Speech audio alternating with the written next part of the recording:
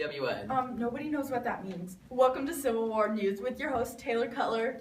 And AJ Olson. Do you know how the Civil War started? No. Well, we're about to find out. With your causes. There are many causes to the Civil War. Here are the top three. First one is state versus federal rights. After the Revolutionary War, two groups arose. One of the groups wanted to have more state rights, the other wanted government to be more involved. The group that wanted more state rights wanted to decide for themselves if they wanted to follow federal rights. The government said no. The decision to be slave or non-slave states. They didn't want the senators to be uneven between the slave and non-slave states. In the end, the senators decided that it would be the best for each state to decide if they wanted to be slave or non-slave states. Border ruffians from Missouri tried to force Kansas to become a slave state. Kansas got nicknamed Bleeding Kansas from the fights that happened. Fugitive slave law said that if slaves ran to the north, it was the responsibility of the people to return them to the south. The election of 1860. The South didn't want Abraham Lincoln to be elected for president. They thought that he was anti-slavery. Before he was elected president, 7 states had seceded from the Union. Those states were South Carolina, Mississippi, Florida, Alabama, Georgia, Louisiana, and Texas. Most ballots in the South didn't even have Abraham Lincoln on them. Do you know who General Grant is? No, we know what they're wearing in the North. No! Well, let's find out in our interview with General Grant. And fashion. Okay, what side did you fight on? I fought on the north side. Okay, what are your beliefs on slavery? I think it is wrong for you to treat a man like property. Okay, and why did you think the North is going to win? I will win by cutting Lee's army in half and by breaking through their front lines. Hi, this is the North Fashion. The north side of the war wore a blue uniform with a neck stalk and a forge cap. The Union was blue and the Confederates were gray. The Union wore wool to keep them warm in the winter and cool in the summers. I can't believe there's a lot of wars in the Civil War. Wait, there's more than one war? Yeah, you didn't know that? No, I didn't know that. We're about to get informed with Matt and Weston. The Battle of Gettysburg. The Battle of Gettysburg started on July 1st and ended July 3rd, 1863. The battle took place in the north when the South invaded a small town in Gettysburg, Pennsylvania. This battle was won by General Robert E. Lee and his army. At the end of the battle, there was an estimate of 51,000 soldiers were killed in the war, and 9 out of 120 generals got killed in the battle. Okay, Sherman was on a mission for the Union, which was to make it to the sea. He split into 4 parties. These 2 went to the right and 2 went on the left route. He did this to try and confuse Georgia of their destination. The first battle was when Georgia's militia attacked one of the parties and lost 1,100 men, 600 of which were prisoners, versus the Union's 100. The second battle was when Smith's militia attacked another party and lost 650 men versus the Union's 50. The third battle was when Smith's militia attacked another party and lost 650 men versus the Union's 50.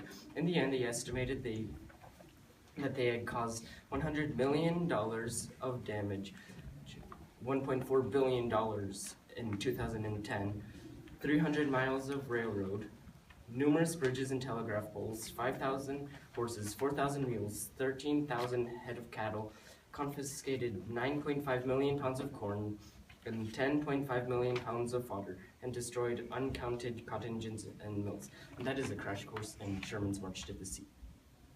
I like the North better. I like the North better. South's where the party's at. We got General Lee, got the fashion, you know, it's like warm down there, show the beach.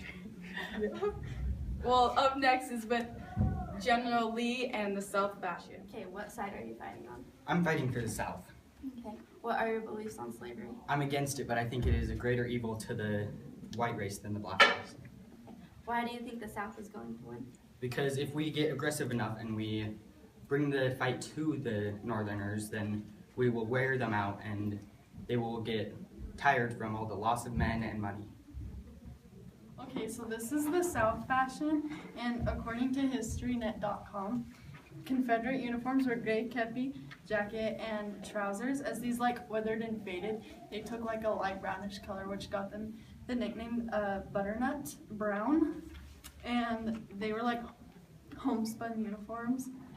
And the Confederates wore cotton, while the Union wore wool because the South grew more cotton. And yeah.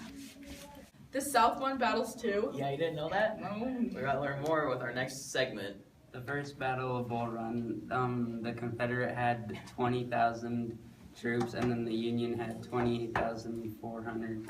And the Confederates' plan was to try and survive longer than the Unions and try and last longer because they had more supplies. And then the Union's plan was to try and just crush them and get them out.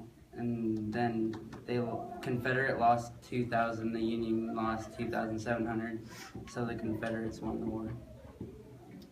On the Battle of Antietam on September 17, 1862, first battle of the Civil War on northern soil, Generals Robert E. Lee and George McClellan face off near Antietam Creek in Springboro, Maryland.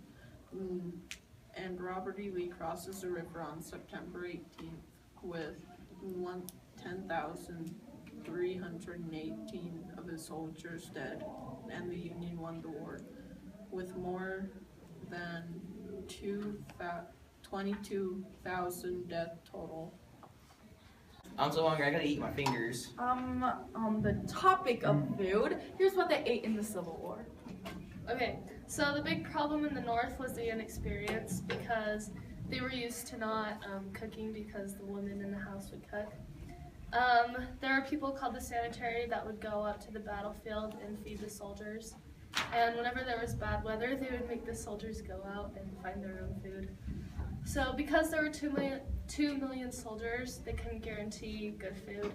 So they had complaints, which led a man named James Anderson to go and teach them the basics of cooking.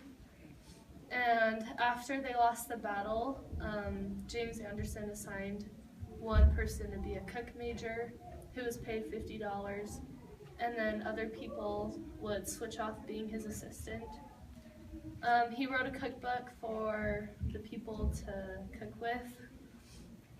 During battle, they would use makeshift bags to store all their food during battles. Do you know how the war ended? I have no idea, but let's find out for our next segment with Dylan. Alright, now this is surrender at Appomattox. With his men surrounded, Robert Lee didn't realize that his men were weak and exhausted, so he decided to meet with General Grant and finally just get it done and over with. Do you ever wonder what's going on in the world? I know everything. Well, here's up next with world news. Workers making mirrors in Germany have lost all of their teeth.